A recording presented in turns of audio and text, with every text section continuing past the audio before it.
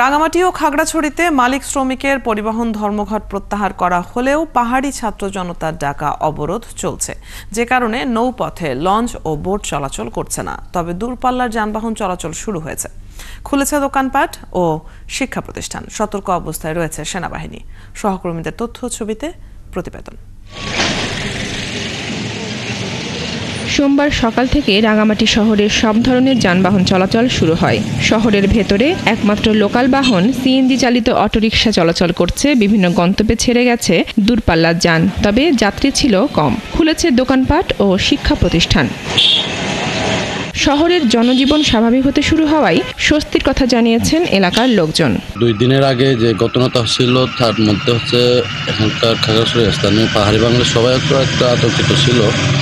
এখন সেই দিনগুলো আস্তে আস্তে কেটে আসতেছে। তবে পাহাড়ি ছাত্র জনতার ডাকা অবরোধ প্রত্যাহার না হওয়ায় নৌপথে লঞ্চ বোট চলাচল করছে না। রাঙামাটি খাগড়াছড়ি সড়কের বিভিন্ন পয়েন্টে মোতায়েন রয়েছে আইনশৃঙ্খলা বাহিনী।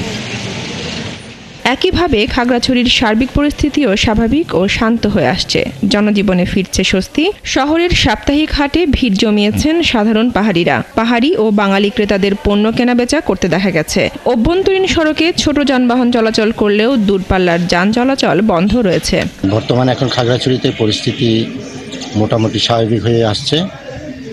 আর ভবিষ্যতে যাতে আর ভুল বোঝাবুঝি না হয় সেদিক দিয়ে সবাইকে আমাদেরকে সজাগ থাকতে হবে। এই গুজব সৃষ্টি করতে না পারে সেদিকেও আমাদেরকে সজাগ থাকতে হবে। আমরা সবাই মিলেমিশে থাকতে চাই, ভবিষ্যতেও থাকবো আশা করি। সেখানেও পরিস্থিতি স্বাভাবিক রাখতে এখনও জেলা জুড়ে টহল দিচ্ছে সেনাবাহিনী, পুলিশ ও বিজিবি। বনশ্রী হালদার, ৭১।